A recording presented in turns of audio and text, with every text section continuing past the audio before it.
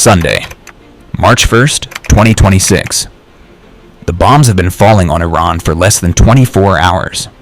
In a secure room somewhere in Washington, President Trump picks up the phone. He is not calling a world leader. He is not calling NATO. He is calling a Kurdish militia commander on the Iraq-Iran border. His message is simple. You must choose a side, America and Israel, or Iran. That call happened. It was confirmed by the Kurdish official who received it. And it reveals something about this war that nobody is saying clearly. America is not just bombing Iran. America is trying to break it apart, ethnically, from the inside, using a people it has betrayed 4 times before. This is that story.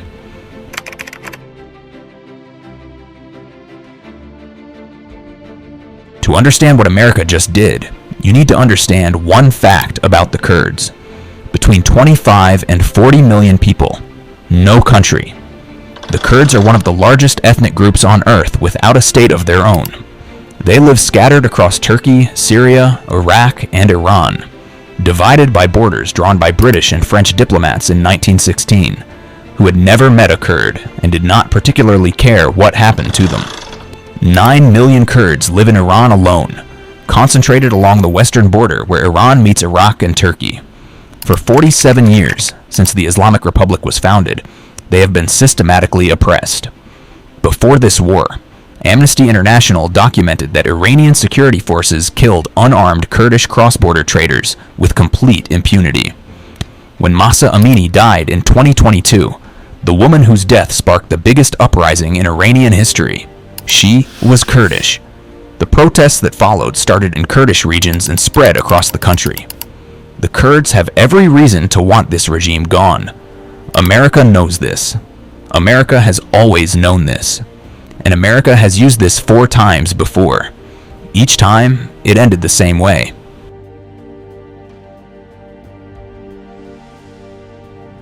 Sunday, March 1st, one day after the war started, Trump calls 2 Kurdish leaders in Iraq, Masoud Barzani, Baf al-Talabani. Both confirmed the calls. Talabani said Trump was unambiguous. His exact words, Trump was clear.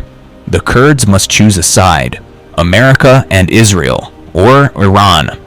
2 days later, we are learning that the CIA is also working to trigger some sort of an uprising inside of Iran. Now, this is a major and potentially explosive development in the war. CNN confirms what is actually happening behind those calls.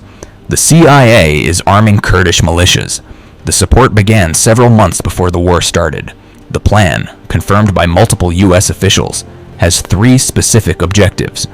Objective 1, use Kurdish fighters to stretch Iranian forces thin across the western border, making it harder for the IRGC to crush civilian protests in the cities. Objective 2, create a buffer zone in northwestern Iran between Iran and Israel's allies in Iraq. Objective 3, help Kurdish forces seize and hold the territory they call Rajalat, western Iran, and use that territorial fracture to accelerate regime collapse. Israel's role. Israeli bombers have been hitting IRGC, military and police outposts along the entire Iraq-Iran border. Not randomly. Specifically, to clear the path for Kurdish fighters to cross into Iran. The Israeli strikes are paving the road. The CIA is arming the fighters. Trump is making the calls. And the White House press secretary stood at a podium and said, "Reports that the president approved such a plan have no basis in truth." The Kurdish official who received Trump's call confirmed it the same day. Both things cannot be true.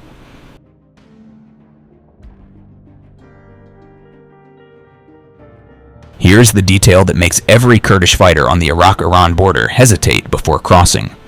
America has called on the Kurds to fight 4 times in modern history. 4 times. America walked away.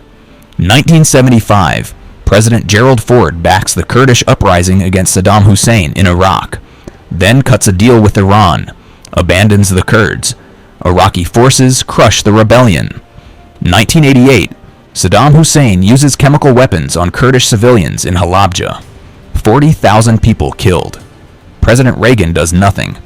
1991, President George H.W. Bush calls on Iraqis, including Kurds, to rise up against Saddam. They rise up. America ends the Gulf War. Saddam's forces massacre tens of thousands of Kurds. America watches. 2019. Kurdish fighters in Syria fight alongside America for 5 years against ISIS. Lose 11,000 soldiers. Win the war against ISIS. Then Trump withdraws U.S. forces from northern Syria in a phone call with Turkish President Erdogan.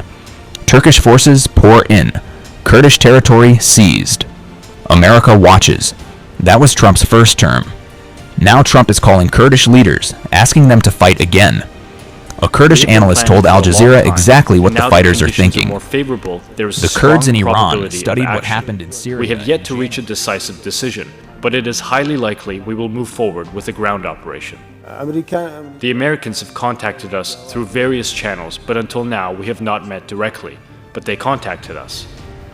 They asked what we should do with this regime, what are the ways, and talking if we can cooperate together in the future. And want to make sure they are not thrown under the bus by the West when the dust settles. That is not paranoia. That is documented 4 times over. And yet, thousands of Kurdish fighters are preparing to cross the border anyway, because the alternative, another 47 years under this regime, may be worse than the risk.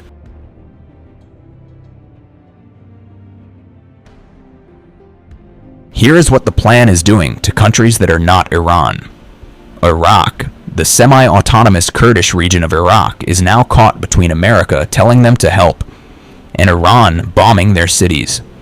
Iran has already launched missiles into Sulaymaniyah, a Kurdish city inside Iraq.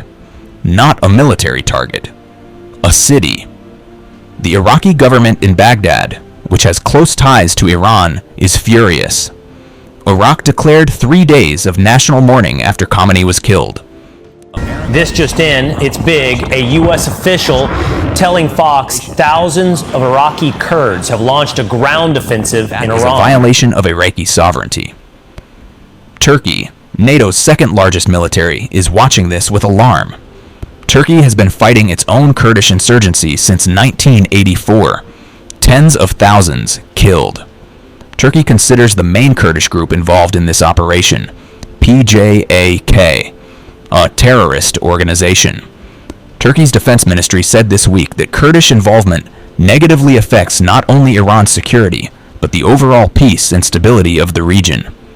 America is running a covert operation that its own NATO ally is publicly opposing, and the Kurdish fighters themselves can only muster 10,000 soldiers against an Iranian army of 500,000.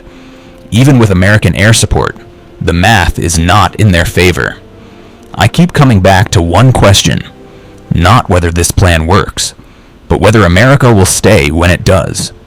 The Kurdish fighters preparing to cross into Iran right now know the history. They fought for America in Iraq. They fought for America in Syria. Each time, they won the battles America needed them to win. Each time, America left before the war was over. And each time, someone else paid the price. A former senior State Department official named Jen Gavito said this week, "We are already facing a volatile security situation. This has the potential to undermine Iraqi sovereignty and empower armed militias with no accountability and little understanding of what it may set in motion." She worked for the State Department. She knows how these operations end. Trump told the Kurds to choose a side. The Kurds know both sides of that choice. They know what America's side has cost them before. They also know what the other side, 47 years of the Islamic Republic, has cost them every single day. And somewhere on the Iraq-Iran border, thousands of fighters are making that calculation right now. Whether America keeps its word this time is the question that will define what the map of the Middle East looks like in 10 years. Based on the last 4 times, history is not encouraging.